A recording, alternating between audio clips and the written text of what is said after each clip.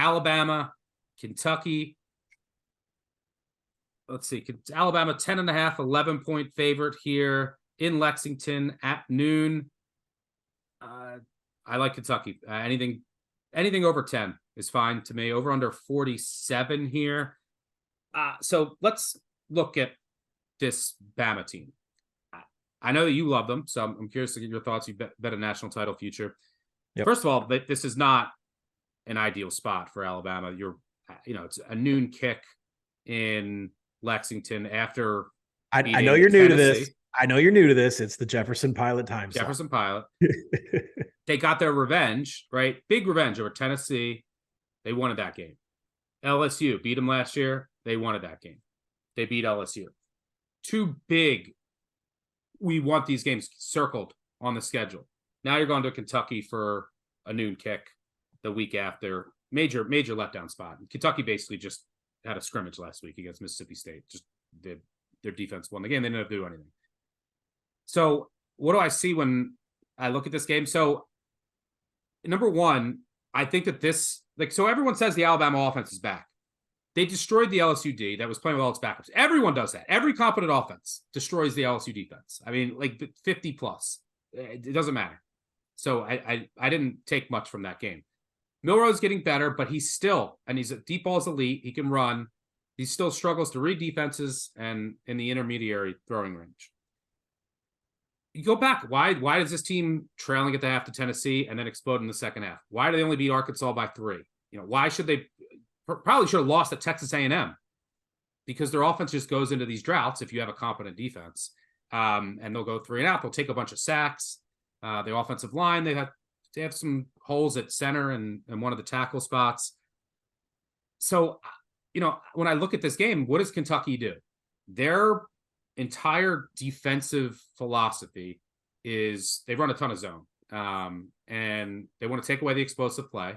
I think they're 11th in explosiveness allowed, 9th in passing explosiveness allowed, and they sit in a ton of zone.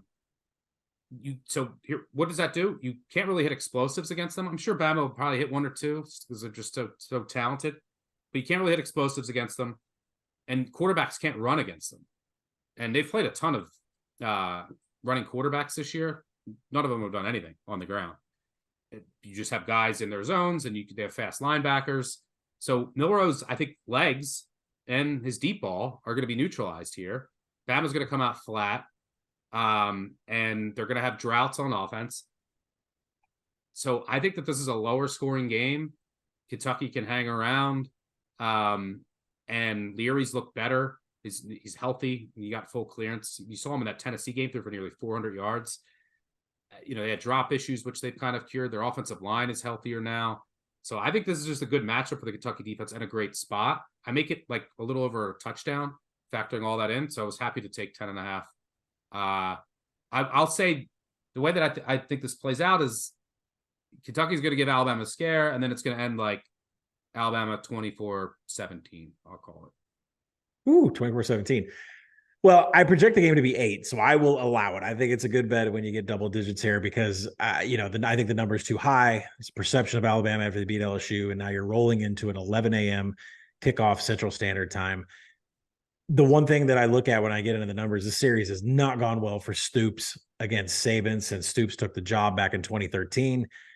Losses 48-7, 34-6, 63-3. But, like I say, it's pandemic season. I threw that one out.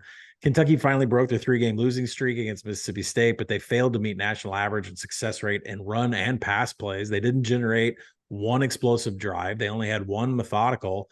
They did limit Mississippi State to a field goal. They stuffed nearly half of Cowbell's rushing attempts, which would give me hope, like with a Kentucky ticket, that they could stop Jalen Milroe from doing something here. Alabama's 33rd in offensive finishing drive, so it's going to be a little bit of a different story here in scoring position. But the question is, how often is Alabama going to get into scoring position?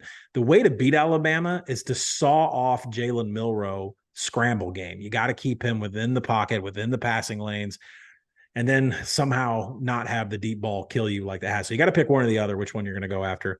Kentucky's 130th in creating defensive pressures, 116th in broken tackles allowed.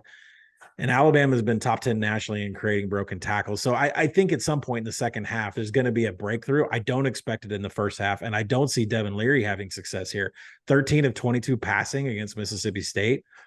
Worse, that was worse. It's like he's regressed from the 28 from 39 against Tennessee, where we thought that he was, getting better with the injury that he had to his pec. So no real pros and cons with the coverage. Alabama dominates every package. So what I think is an extremely low scoring game in the first half because of the hangover, because of the way that Kentucky plays defense and protects explosives. This is a first half under all the way. I wouldn't be surprised there's only 13, 17 points in the first half. Yeah, UK 11th in overall explosiveness allowed, 8th on passing downs. That's big against Milroe. They played 5 mobile quarterbacks. They've allowed, if you take away sacks, 40 rushes for 180 yards. That's it. So they've done a good job. You could beat them with efficient passing all day. But that's not really the Alabama game. And for what it's worth, Alabama has, and because we agree it's going to be a lower score game, that gives even more value to the double-digit dog. Over the past 3 seasons, Alabama in true road games, 4-8 against the spread, failing to cover by over a touchdown per game. As a favorite of more than a touchdown over the past 3 seasons, Alabama in home or neutral games, 13-5 against the spread, including the postseason. 72% in true road games, 3-8 against the spread as a favorite of more than a touchdown, 27% against the spread. I think the Cats keep it close and keep it ugly, which will work in their favor.